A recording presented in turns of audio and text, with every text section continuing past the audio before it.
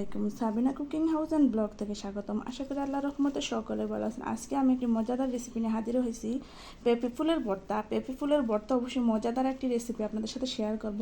চলুন সময় দেখে নেই। আমি কিন্তু দুইটা ফুল অবশ্যই কাঁচা রাখছি যাতে বুঝতে পারেন যেটা পেঁপে ফুলের ভর্তা। চলুন সবাই দেখে নিই রেসিপিটি আমি কীভাবে তৈরি করলাম। আমি আমাদের পেঁপে গাছ থেকে আমি কিছু ফুল সংগ্রহ করে নেব। গাছে অবশ্য ফুল অনেকটাই কম, এর জন্য আমি বেশি নিতে পারবো না। বিসমিল্লাহির রহমানির রহিম। আমি এক এক করে কিছুটি ফুল ছিঁড়ে নেব। আসলে নিজ গাছ থেকে কোনো কিছু তৈরি করা বা ছিঁড়া খুবই আনন্দ। এক এক করে আমি যতটুকু প্রয়োজন আমি নিয়ে নেব। দেখেন কতটা সুন্দর দেখাচ্ছে ফুলগুলো।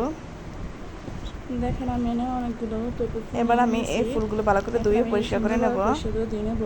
অবশ্যই বেশি ফুল থাকলে আপনারা বেশি ভর্তা তৈরি করে নিতে পারবেন। সাথে শেয়ার করছি এই প্রথমবার। চলুন সবাই দেখে নিই। প্রথমত আমি এই ফুলের মধ্যে হলুদ মিশিয়ে নেব। বিসমিল্লাহির রহমানির রহিম। লবণ দিয়ে দিচ্ছি, কিন্তু আপনারা ফুল কিন্তু বেশি নিয়ে নিতে পারেন। আমার গাছে অবশ্যই ফুল অল্প ছিল, তার জন্য আমি অল্প ফুলের মধ্যে ভর্তা তৈরি করে দেখাচ্ছি। এদিকে আমার কড়াই গরম হয়ে চলে আসছে। এখন আমি তেল দিয়ে দেবো। কড়াইতে অল্প তেল দিয়ে দিয়েছি। এবার আমি পেঁপে ফুলগুলো দিয়ে দেবো। বিসমিল্লাহির রহমানির রহিম।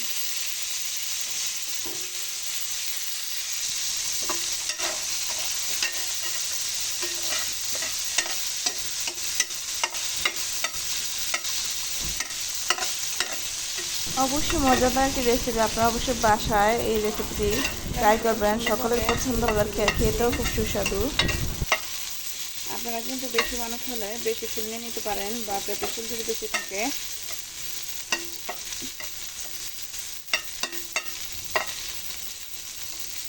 আমার বাজার প্রায় শেষ ফুলগুলো।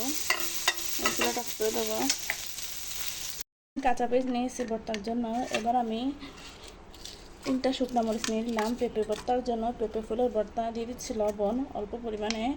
আপনারা অবশ্যই বেশি ফুল হলে বেশি মশলা লাগবে। এবার আমি হাতের সাহায্যে ভালো করে এটা মাখিয়ে নেব। এদিকে আমার মরিচটা ভালো করে মাখানো হয়ে গেছে। এবার আমি দিয়ে দিচ্ছি খাঁটি সরষের তেল। এবার আমি একটু ভালো করে মাখিয়ে নেব। এবার আমি দিয়ে দেব পেঁপে ফুল ভাজা। দেখেন কতটা সুন্দরভাবে আমি বেজে নিয়েছিলাম পেঁপে ফুল ভাজা। অবশ্যই মজাদার একটি ভর্তা রেসিপি। এবার আমি ভালো করে মাখিয়ে নেব। এবার আমি সর্বশেষ দিয়ে দিচ্ছি দেশি ধনে পাতা।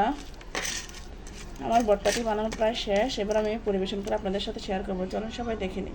আমার পেঁপে ফুলের ভর্তা রেসিপিটি অবশ্যই আপনাদের পছন্দ হবে। আবার খেতে খুব মজাদার একটি রেসিপি, আপনারা বাসায় সবাই ট্রাই করবেন। আর যদি আমার ভিডিওটা ভালো লাগে থাকে অবশ্যই আমার পাশে থাকবেন। সকলের জন্য দোয়া রইল। ফি আমিনিল্লাহ। আল্লাহ হাফেজ।